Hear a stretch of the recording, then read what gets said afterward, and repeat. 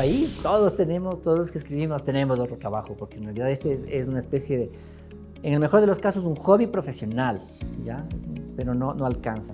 Pero para los que no lo hacen, pues yo lo que les puedo decir es que dejen de procrastinar, aléjense de las redes sociales, no vean Twitter, y lo que invierten en decirle vela verde al candidato que no les gusta, mejor inviértanlo escribiendo, porque en realidad en la vida pasa muy rápido, y yo sí tengo amigos que tienen su primer libro a 10 años y no lo acaban, o lo dejan, o se olvidan.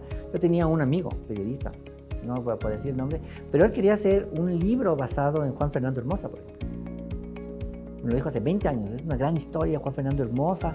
Acordémonos, ¿no? Cómo él muere, ejecutado, ¿no? El día de hoy tituló Pena de muerte, origen Ecuador. Es una metáfora potentísima, ¿no? De este chico y tan joven y todo lo que pasó. Y hasta ahora estamos esperando que se haga la novela. Creo que si él no la hace, la voy a hacer yo. Si no, te voy a dar de plazo 1 año para que acabe. Si no, la voy a hacer yo, porque yo me he documentado un poco sobre ese caso para hacer algo de ficción.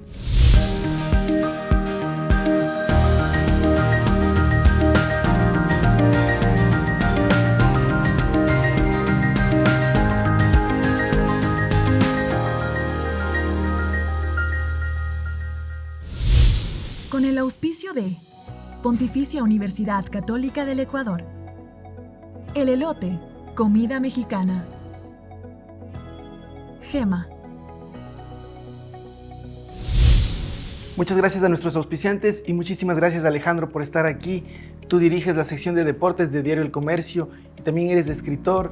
Desde cuando yo estaba entrando al colegio, me acuerdo que una vez entraste a presentarnos tu libro de aquí, El buitre soy yo. Oye, hace tantos años. ¿En qué colegio fue? Benalcázar. El Benalcázar. Claro. Yo di muchas charlas en el colegio Benalcázar, entre otros establecimientos que me invitaban para hablar de esa obra. Uh-huh. ¿Cómo pasa esto de que es muy común de que los periodistas tengan estos sueños de escribir sus libros, pero cómo se llega a dar que tú lo concretas? Bueno, sí es verdad que en general muchos periodistas tienen como que una novela o un libro de cuentos bajo el escritorio para hacerse. Y yo también siempre tuve esa idea. Ahora ya no ha cambiado un poco eso, ¿no? En general ahora los periodistas tienen un libro de no ficción, ¿no? Ahora está de moda mucho eso. Los periodistas han dejado de hacer ficción para dedicarse a la no ficción. Pero yo siempre me he dedicado a la ficción porque de alguna manera eso me ayuda como que a entender el mundo, ¿no? La ficción sirve para eso, para explicar, para entender cómo se mueven ciertas mecánicas, ciertas cosas. Y yo siempre quise escribir un libro de ficción desde chiquito, básicamente porque en mi casa siempre hubo libros y yo tenía las ganas de ver mi nombre algún día en el lomo de un libro en el librero de mi casa. Claro que sí. Y El buitre soy yo es tu primer libro de cuentos. ¿Cómo se da que lo publicas? O sea, ¿cómo nacen estos cuentos que forman el libro? Bueno, en realidad mi primer libro de cuentos es un libro descontinuado, que lo publiqué en el año 2000, exactamente en el año 2000, que se llama The Mugre Music Band, 15 años de éxito. Como publiqué ese libro de Esqueletra Editorial, me llamaron y me dijeron que quisiéramos ver si hacemos un libro con nosotros. Y terminé haciendo El buitre soy yo. El buitre soy yo de alguna manera son cuentos muy parecidos al primero, pero no tienen esa carga tan de más 18 años, para ponerle algún tipo de censura, sino que son cuentos un poco más pensados para adolescentes, porque eran cuentos que yo escribí un poco en la juventud, en esa época. ¿De dónde nace The Mugre Music Band? Porque son personajes que se repiten. Claro, sí. Yo tengo, a lo largo de mis libros he procurado repetir varios personajes, entre ellos The Mugre Music Band. Bueno, yo tengo un primo que es baterista, fue baterista de rock, es baterista de rock. Él tocó en Cruz de Encarnac mucho tiempo y ha tocado en otros grupos importantes como Los Traidores, Zebra, entre otros. Entonces, yo me imaginaba, a mí también me gusta mucho el rock, pero yo nunca fui músico, pero yo me inventé mi propio grupo de músicos, básicamente porque le envidiaba a mi primo que a él le iba muy bien en la música. Entiendo. Y también lo mencionas, ¿no? De los Cruz en Carne. Sí, en algún momento menciono un grupo, pero digamos que Mugre Music Band es una parodia cariñosa a Cruz. Uh-huh. En este libro del buitre soy yo me acuerdo que desde joven, uno de los personajes que me ha rondado la cabeza, incluso me doy cuenta de que tengo una historia que capaz tiene algo que ver en esta cosa, Gasparini. Ya. Este corrupto dirigente que intenta comprar a un arquero que se está retirando. Okay. Ese personaje y en general el ambiente del cuento es algo que el periodismo deportivo lo ve, ¿no? Que es esas leyendas, y a veces no tan leyendas, sino certezas, de que en las divisiones menores, en las categorías menores, sí corre un poco de dinero, ¿no? Para comprar ciertos partidos, los árbitros van ya dirigidos a pitar a favor de uno u otro equipo, jugadores que se echan para atrás sospechosamente. Entonces, de alguna manera eso todavía existe, ¿no? Todavía persiste, no solo en el país, sino en todo el mundo. Y me pareció muy interesante jugar con el arquetipo del dirigente que necesita ganar y hace lo que sea, entre ellos de sobornar. Uh-huh. ¿Nunca te ha pasado que te has metido en problemas con tus libros? Porque si bien hablas de temas muy generales, es clarísimo de que debe haber personajes a los que les llega, claro. En general, un par de diputados sí me fueron se contactaron conmigo más bien. Porque antes yo tenía un cuento que se llamaba Taca Taca y de alguna manera lo asociaron con cierto candidato, ex candidato presidencial. De cierta familia, dices tú. De ciertas familias de Guayaquil sobre todo. Y además también, de alguna manera, la farándula está muy conectada con la política. Entonces sí he tenido un par de, pero nada amenazante, sino contactos para entender por qué yo hacía ciertas cosas, que pretendía básicamente, ¿no? Es muy chistoso porque me dijeron, usted, queremos entender qué pretende. Yo le digo, no, yo solo pretendo contar una historia de ficción, ¿no? Concretamente en ese cuento que se llama Taca Taca, que es de Las Traigo Muertas. Ahí lo que hago es una parodia de nuestra política. ¿Es Edwin Topanta el que intenta ser presidente? Claro, Edwin Topaint. De alguna manera claro, ¿no? Representa nuestra política. Nosotros los ecuatorianos nos encanta votar por los cantantes. Nos fascina la gente que hace música. No importa la ideología, ¿no? Pero son todos iguales, ¿no? Cantan, hacen show. Nuestra política se ha convertido en un show. Y hace poco se te actualizó tu cuento, digamos. Y siempre se va actualizando, es increíble. Es que es así.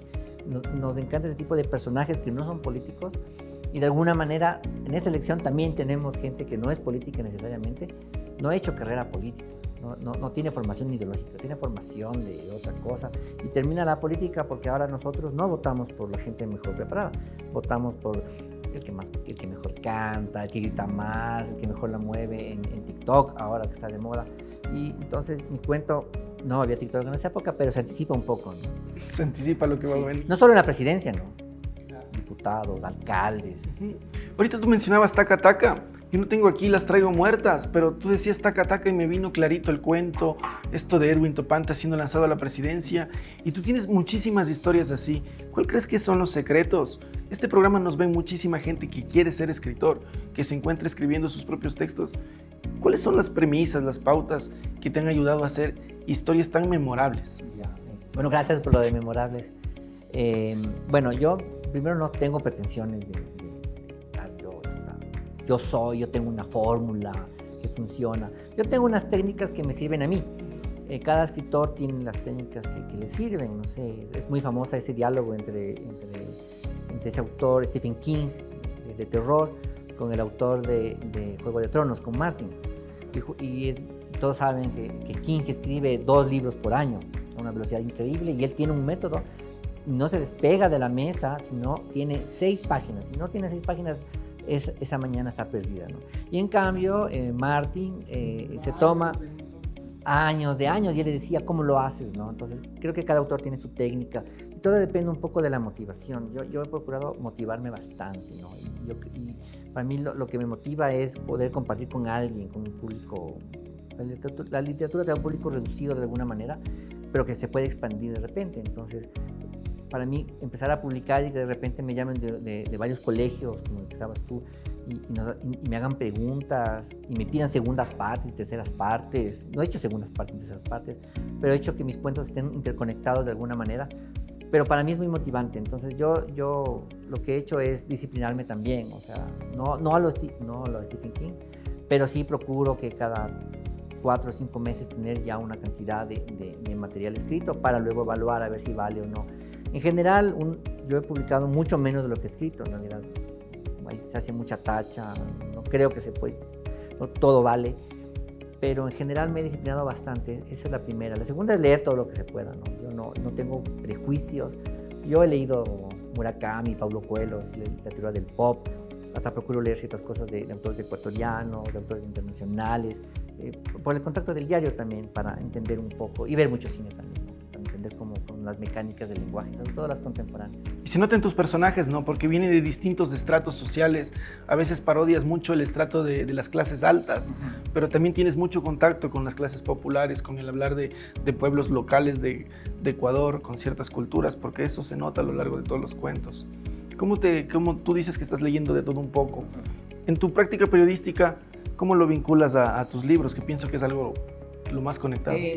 Sí, sobre todo antes, cuando yo hacía mucho más trabajo de campo, ¿no? Ahora como yo soy más jefe en el diario, entonces yo procuro conversar lo que los reporteros encuentran, básicamente, ¿no? Pero antes uno iba más al campo y entrevistabas, conocías gente y te contaban historias. Ahora sacas la nota en la cafetería. Entonces ahora con la pandemia incluso, pero yo hablo mucho también con los reporteros que te cuentan, la gente que conocen, las situaciones que les cuentan, las historias tristes o divertidas que hay. Pero yo he sacado mucho mis historias básicamente de eso, ¿no? Muy realistas. Yo no he podido hacer ni ciencia ficción, no he podido hacer una cosa tampoco muy cruda, ¿no? Hay gente que lo hace mejor, entonces yo ni hago literatura muy cruda para demostrar, no sé, la violencia en contra de la mujer, por ejemplo, no lo podría hacer yo. Ni la ciencia ficción, ni meterme en ciertas cosas místicas. Lo mío es más la clase media, urbana, centro-norte del país, básicamente. Yo de Guayaquil he hecho casi nada, más bien todo lo mío es muy quiteño, pero he procurado ya no moderar un poco eso, ¿no? Para que sea más universal el asunto, ¿no? Sobre todo en las novelas, que sean más... que las pueda leer más público. Se pueda leer, las pueda comprender y disfrutar un público más amplio. Entonces, también un poco de eso. Pero sí, en general todo sale de lo que me cuentan, lo que les pasa a mis amigos, a mis enemigos, etcétera, etcétera. Tú ironizas con los dos lados, eso es lo que me gusta mucho de tu literatura. Incluso hay personajes que son orgullosos hinchas del Deportivo Quito, así como hay otros que desestiman al personaje porque dice ya cholo, porque tenía un sello del Deportivo Quito. ¿Cómo juegas con eso a la hora de escribir? ¿Cómo te sientes tú mismo cuando estás escribiendo estos personajes? Ya, bueno, ahora no sé, ahora la gente como que se contiene un poco porque hay algo políticamente correcto, ¿no? Yo procuro no estar atado todavía a eso, yo procuro ser libre y cuando pienso un personaje, pienso en el personaje. Si tengo que hacerlo malvado, misógino... ¿No te da miedo que te lo censuren luego? Y homofóbico, es que si la historia lo necesita, hay que ponerlo, ¿no?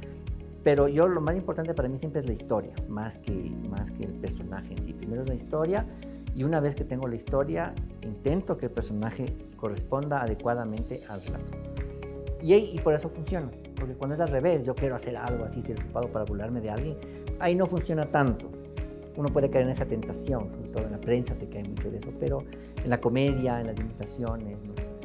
Yo procuro no hacerlo así. Primero tener relato y luego incorporar los personajes que me ayuden a contarlo lo mejor posible. ¿Tú tenías alguna ambición cuando te hiciste periodista de esto de contar historias para cambiar el mundo de alguna manera y lo trasladas también a tus libros cuando los escribes, esa misión? No, en realidad no, porque no creo que sea el papel de cambiar, no creo que es la influencia que pueda uno tener. Quizás hay autores que sí la tengan, pero no es lo que yo nunca me propuse. Lo que yo me propuse es entender... Bueno, primero yo escribo para aprender a escribir. O sea, lo primero que yo hago cuando escribo es intentar resolver el dilema de cómo contar una historia con todo lo que implica para aprender a escribir. Entonces yo me considero todavía una persona que aprende a escribir, que está en ese proceso todavía, que eso es lo más importante. Y luego la ficción me ayuda a entender los mecanismos del mundo, de la historia que me toque. Sea el fútbol femenino, sea la lucha libre latinoamericana, sean las motivaciones que hubo antes con las leyendas de Quito. Mi prioridad es entender un poco por qué existen esas historias o cómo puedo contarlas de alguna manera. De ahí influenciar en que alguien va a ser mejor o peor leyéndome, no me lo he planteado nunca, ni como periodista ni como autor de ficción. ¿Y qué respuestas te dio de por qué pasan estas historias en el caso de Calendario sin Abril? Bueno, ¿por qué suceden estas historias? Calendario sin Abril me toca un poco más directamente porque... ¿Son tus compañeros? Claro, está inspirado en un suceso que nos afectó en el diario, el secuestro y ejecución de compañeros de trabajo, que es algo que no había pasado en la prensa, en 100 años no había pasado nunca algo así. Ha habido pérdidas de periodistas en el trabajo, pero nunca había pasado esto de un secuestro a otro país, grupos armados de esa manera, tanta crueldad que hubo. Entonces yo me sentí motivado a contar una fracción de esa historia, pero también desde la ficción, ¿no? Más desde los sentimientos que desde las acciones, que desde la misión del Estado y todo eso. Que hay mucha gente que tiene muy buenos libros y que lo explican bien. Yo quise hacerlo más desde los sentimientos, ¿no? Un sentimiento muy concreto de un personaje que de alguna manera quizás no tenía la legitimidad que te da la sociedad por esto de los papeles oficiales y todo, pero tenía la legitimidad de la cercanía, ¿no? La legitimidad del corazón. La novia de Paul, estamos hablando, Claro, ¿no? De la novia fotógrafa Paul, del equipo claro. periodístico. Entonces, de alguna manera, quería que sea como que la mirada más, como que diferente un poco al asunto de todo lo que se ha publicado y se sigue publicando del asunto. Yo te quería preguntar, cuando me estaba leyendo Calendario sin abrir el otro día, yo me preguntaba, ¿cómo es hablar de gente a la que vas a ver todo el rato? De gente que te confía un testimonio tan personal, tan valioso como el que hace la novia de Paul. Porque debe ser distinto cuando hablas del Quito, de periodistas, de políticos, a los que medio nombras, pero están lejanos, digamos. Pero aquí estás hablando de gente a la que seguramente sus amigos sigues viéndolos en el día a día, trabajas con ellos, sus familias. ¿Cómo es eso? Pues no ha sido tan diferente porque no se habla mucho del tema. De hecho, yo no he hablado de mi libro con muchas personas del diario, excepto con los equipos de trabajo con los cuales yo tengo relación o con las personas con las cuales yo interactúo frecuentemente. Pero no ha sido tan traumático como quizás uno podría decirlo, no está ahí y se atrevió a hacer una ficción sobre algo que es muy cercano, ¿no? De alguna manera el libro da una perspectiva y entonces creo que como es una perspectiva muy íntima, lo que sucede es que cada quien más bien la maneja en la intimidad también. Entonces, no hace necesario que la gente me pregunte cosas en realidad. Además de que muchos conocen, claro, la historia o parte de la historia al menos. Bueno, pero a pesar de que se conoce la historia, hay partes que tú narras de aquí que son increíbles. Yo te preguntaba si no habías tenido problemas antes con alguien y pensaba especialmente en los ministros, en todos los altos funcionarios. Claro. Bueno, en la vida real hubo, bueno, es que en el proceso de ficcionar, pensando en que ahora el lenguaje es muy visual, quizás como suelen ser en las adaptaciones, ¿no? Por ejemplo, en el Código Da Vinci, por ponerte un ejemplo, tiene 2 de esos aparatos raros, pero en la película solo sale 1, porque poner los 2 era muy complejo para el guionista, decir, la gente se va a marear. Entonces yo también simplifiqué, o sea, que hay muchos ministros implicados en la vida real, pero en mi novela solo puse 1. Condensé la estupidez del aparataje estatal en una sola persona, en una sola figura, que reflejara un poco a todos los que tuvieron. Y así es un poco, por ejemplo, ¿no? el proceso de contarlo. Hay escenas que no pasaron así o pasaron en otro lado, que toca ponerlas porque al final lo que estoy contando es una cosa, es un relato ficcionado que intenta reflejar más bien el espíritu más que los hechos precisos. Hay unos hechos que sí son, pero otros no son tanto, que es parte del es como leer La Casa de los Espíritus un poco, ¿no? Algo así, esa onda. Entiendo. Y me hablabas de que ahora se viene una nueva novela. ¿De qué estás escribiendo? ¿Cuál es el nuevo tema que te interesa? Bueno, en realidad, como siempre hay tema y hay un fondo detrás, ¿no? El tema aparente es de los superhéroes. Entonces, como hay toda un nuevo amor por los superhéroes, nunca antes la humanidad ha estado tan pendiente de las historias de superhéroes y ahora los directores de cine se los juzga si han estado en películas de superhéroes y los actores si no han estado en las sagas de Marvel o de DC ya no existen. Entonces, de alguna manera yo también quise entrar a la onda y he ideado mis propios héroes, pero son unos héroes ambientados en Ecuador, básicamente. No menciono Ecuador, sino que también podrías creer que es Colombia, podrías pensar que es Chile, porque el telón de fondo es nuestra realidad. Manifestaciones, inestabilidad política, es un mundo post-pandémico en el cual hay gente que se ha enriquecido con tratamientos. No puse vacunas en el libro, pero podría ser. O sea que de alguna manera es un libro, es la primera vez que hago un libro casi futurista de alguna manera. que no refleja la realidad, sino que podría reflejar una realidad de aquí a 4 o 5 años. Básicamente es eso, ¿no? Entonces lo podría leer cualquier persona de América del Sur y podría sentirse un poco muy identificada. Y estos no son unos héroes grandiosos, son unos héroes más bien de poderes muy pequeñitos, ¿no? O sea, es gente que sigue viendo a los héroes de Estados Unidos como los más importantes. Entonces, eso yo para inventarme héroes más poderosos del mundo, me caigo. Yo quería volver a esto de Calendario sin Abril, porque a mí me llamó mucho la atención cómo haces una ruptura, me parece, en tu estilo, porque usualmente tus cuentos tienen muchísima comedia, muchísima la ironía, lo aligeras bastante a pesar de que los temas son muy duros, pero aquí a lo contrario, hay muchas partes que están acentuadas, sobre todo lo vives a través del personaje, ¿no? De la novia que se queda sin él y que vive todo esto de la doble espera, ¿no?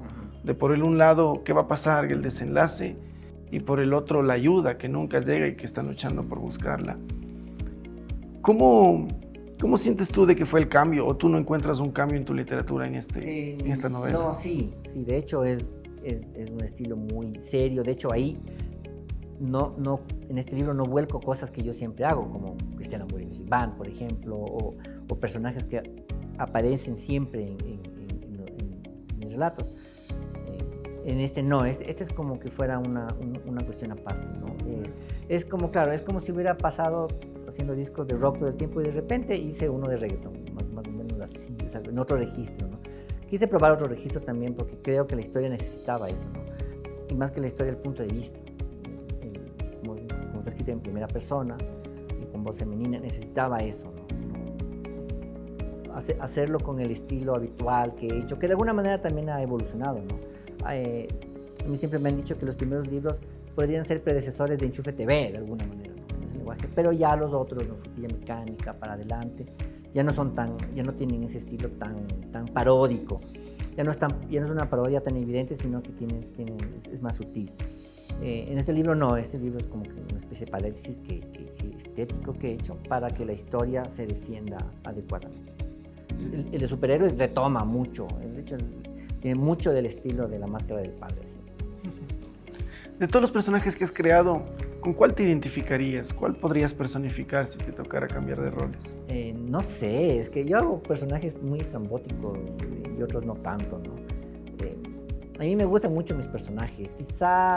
Quizás Lex es el que un poco me gusta mucho porque pienso mucho en mi hermano, ¿no? Coleccionista de cómics, coleccionista de figuras. Entonces, y además es mucho de superhéroes también. Quizás, pero no, los de fútbol también me gustan mucho, ¿no?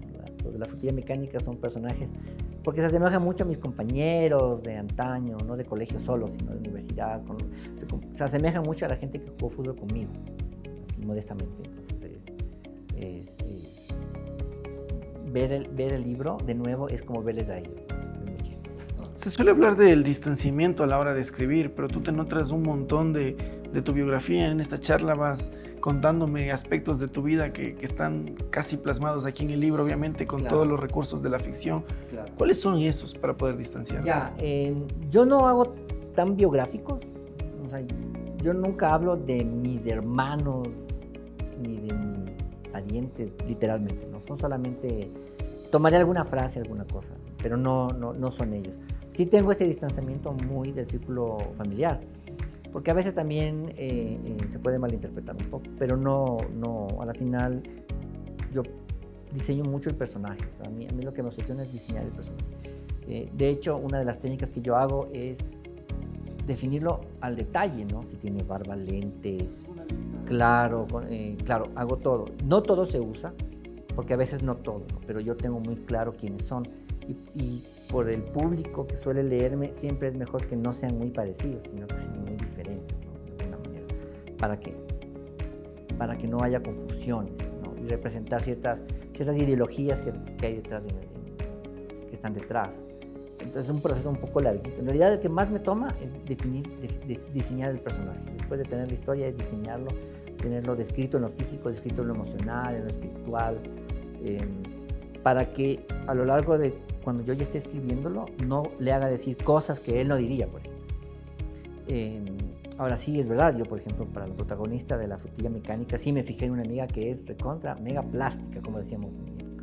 Entonces, sí me apegué a ella bastante para sacarle todas las palabras, todos los dichos que ella decía, y luego los plasmé casi literalmente y quedaban, pero perfectos. Pero ella no sabe que hice eso, hasta ahora no se ha dado cuenta.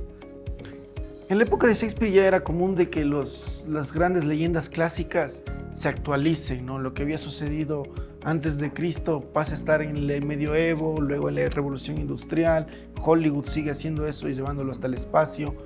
Y tú haces esto con ¿Hasta cuándo, profe Almeida? Ajá.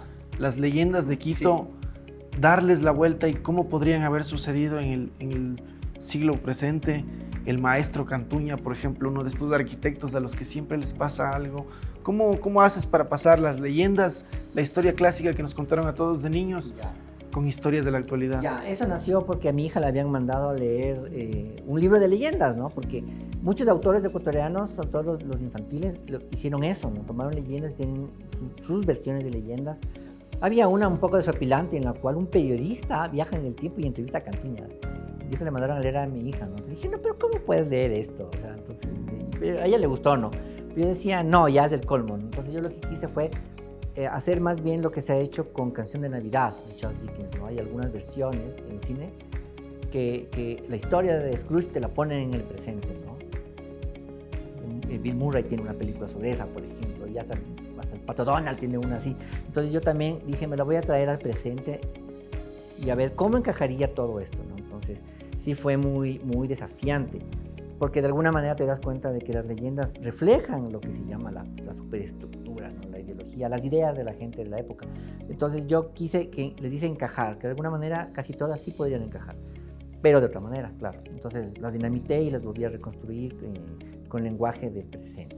Por eso está el fútbol, están los activistas antitaurinos, los taurinos también, por supuesto, y los ladrones, los profesores y cuestiones así. Claro, te metes con algunos íconos quiteños, Claro, al punto que llegas a robarte la Copa Libertadores. Claro, hay unos activistas que se roban la Copa Libertadores. Eso hace 12 años nadie se hubiera imaginado, porque nunca hemos ganado nada en ese país tan importante así. Pensaba yo robarme la medalla de oro de Jefferson Pérez, pero dije, no, quizás sería más difícil robarla que robarse una copa en una exhibición, ¿no? Entonces lo puse. Además de que, claro, son leyendas de Quito. Hay una leyenda invitada, ¿no? Basada en lo que nos contaban de Abdón Calderón, ¿no? Personaje de leyenda. Pero en general son leyendas de Quito, las que nos hacen representar a nosotros en las escuelas, disfrazados. Esto que tú hablas de Abdón Calderón me gusta muchísimo, porque, por ejemplo, tus libros, cuando uno lee, pareciera que todo el rato te estás burlando de muchísimas cosas, pero tú trabajas en la prensa, y cuando uno lee la prensa, cuando uno prende la televisión, ve que esa burla es real, ve que lo que el periodista dice solo es una cita textual de lo que dijo el político de turno, el mandatario, y vas cambiándote la mirada.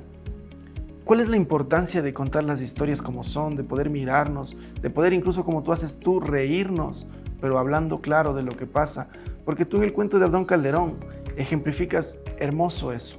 O sea, el muchacho tiene que representar la famosa obra de Abdón Calderón y cae en cuenta la imposibilidad de lo que el escritor, el mito, le inventó, ¿no? Claro, de claro. cómo se coge la bandera después de los 2 balazos Claro. en los brazos. Claro, que de alguna manera refleja mucho las locuras del cine, ¿no? O sea, esos héroes, ni siquiera superhéroes, ¿no? El personaje de acción, Gismond, que salta 3 pisos y cae, y claro, y a la final, si uno salta 3 pisos, se rompe el fémur, se rompe todo. Entonces, de alguna manera es eso, ¿no? Darle a la realidad una pátina no de hiperrealismo, pero sino entre la sensatez y la locura de imaginar las cosas de otra manera, ¿no? La verdad tiene muchas caras. Yo he procurado darle una un poco más divertida, pero también más molestosa, más paródica, para que la gente pueda pensar un poco y en algunos casos identificarse quizás. Por eso el fútbol es tan maravilloso, por ejemplo, porque yo sé que hay mucha gente que dice, no, el ciclismo nos da más ahora, antes era el atletismo, pero el fútbol es un lenguaje, más que un deporte es un lenguaje. Entonces, por eso todavía la gente lo consume a nivel de lenguaje, no a nivel de prensa, no solamente eso. Por eso está arriba el fútbol por encima de todos los deportes, al menos en América Latina, en las partes futbolizadas. Eso cambia en Estados Unidos un poco porque ahí es tan grande, tienes muchos deportes que actúan como lenguaje. Nosotros con el fútbol nos basta, somos un país más pequeño. Y eso ayuda un poco para esto, para darle varias miradas, varios lenguajes y que la gente se identifique bastante. Tú decías de que escribes para seguir aprendiendo. ¿Nos puedes contar un poco de cuáles son así los mayores aprendizajes que has descubierto, sobre todo los que te sirven para tu obra literaria? A ver, bueno, sí, algunos, y uno no deja de aprender en realidad, porque uno aprende que ciertas fórmulas, desde las sencillas, ¿no? La gramatical, por ejemplo, lo que uno usaba, ya no puedes usarlo después.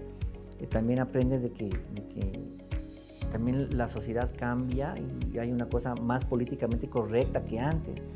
Hace que algunas escenas que quizás eran graciosas ahora ya no tanto te choquen, ¿no? E incluso hay gente que me dice, ¿por qué no repiensas de esto y en una segunda edición lo cambias? Entonces, me ha pasado y con la fruntilla mecánica, por ejemplo, escenas así, porque antes el fútbol se vivía de otra manera, ¿no? Antes una mujer jugando fútbol era machona, esa es la palabra que se usaba, ¿no? Eso no era femenino. Ahora ya no es así. Entonces quizás cierto planteamiento ideológico de la novela debiera revisarse, pero es una novela hija de su tiempo también. Entonces, no sé, son cosas que uno va aprendiendo, ¿no? La gente va cambiando, el pueblo va cambiando y uno debería ir cambiando también. Y otro sobre, claro, ¿no? Cómo estructurar personajes, cómo estructurar escenas, qué debe ser explicado y qué no. Todo eso lo vas aprendiendo en el camino. Qué fue divertido, qué fue grotesco también, ¿no? Cómo lo toma la gente. E incluso cómo operar en las librerías, cómo operar con los editores, cómo operar con los colegas, que van cambiando los colegas, ¿no? Pues los que eran famosos hace 10 años hoy ya no son famosos, hoy son otros famosos, otros son los entrevistados. Es muy interesante estar conectado con el aprendizaje total de lo que implica hacer un libro. Incluso hasta desde el punto de vista del negocio. ¿Cómo te llevas tú con los colegas? A ver, con los colegas de antes me llevo, pero con los nuevos no tanto porque no tenemos mucha relación. De hecho, yo fui compañero de trabajo de algunos y no. Claro, es que como es una empresa muy grande, ¿no? Pero no hay una gran relación así, yo no tengo unas amistades. O sea, yo no voy bueno, antes de la pandemia, me refiero, yo no iba mucho ni a lanzamientos ni a presentaciones. Hay un par de escritores que sí, incluso me piden comentarios, libros y todo, yo les confío algunas cosas también. Pero en general no es que sean así, más de 5. No tengo tanta relación. Hay gente a la que admiro mucho, por ejemplo, Santiago Páez, por ejemplo, es un escritor brillante, de los más brillantes que hay acá.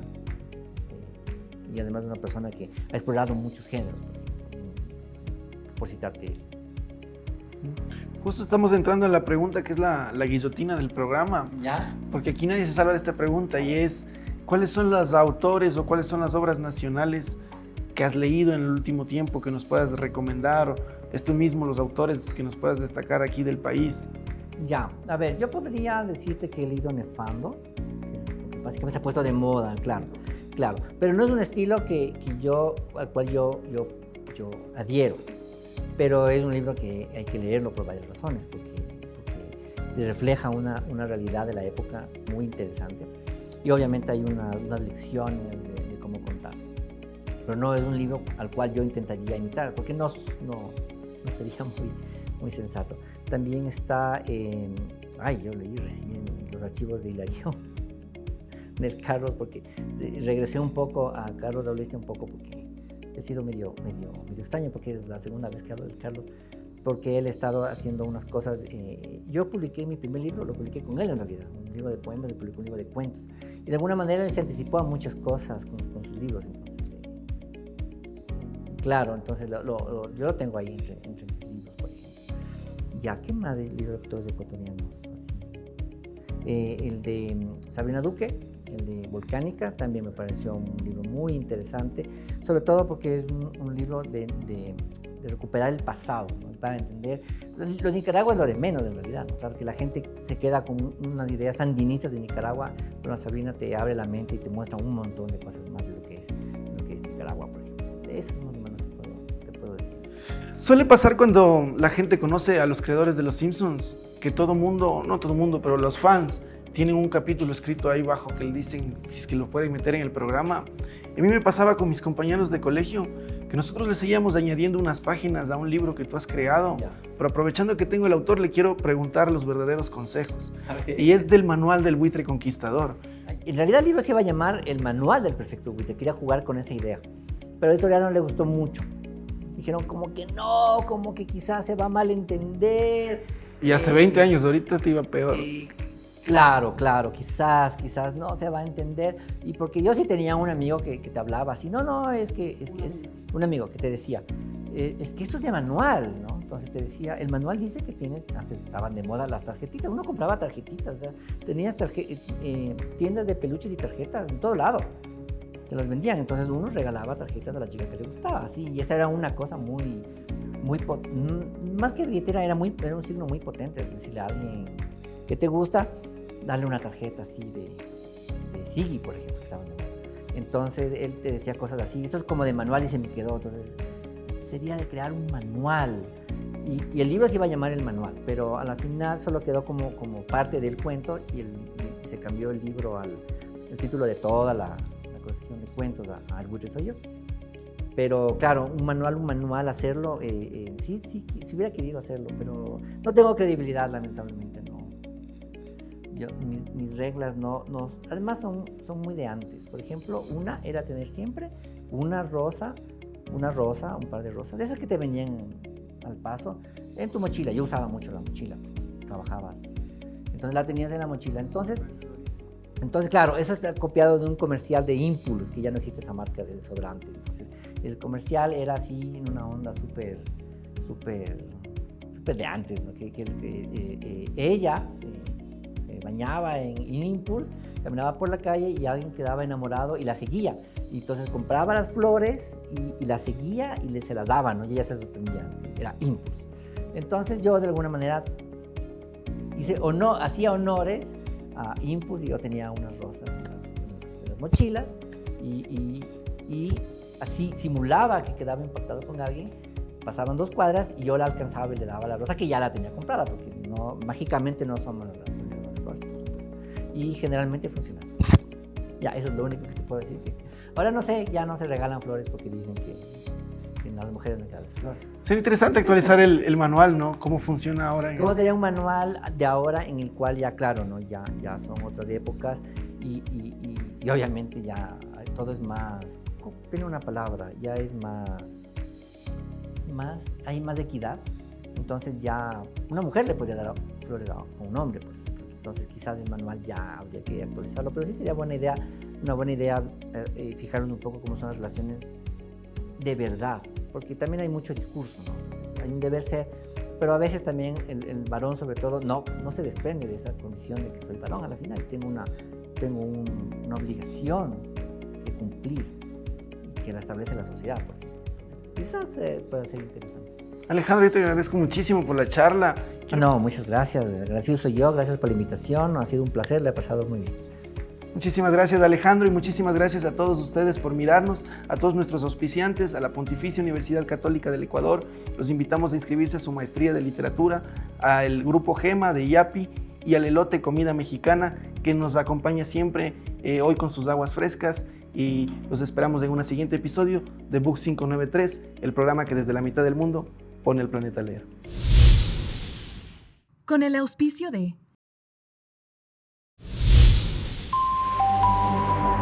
Books 593.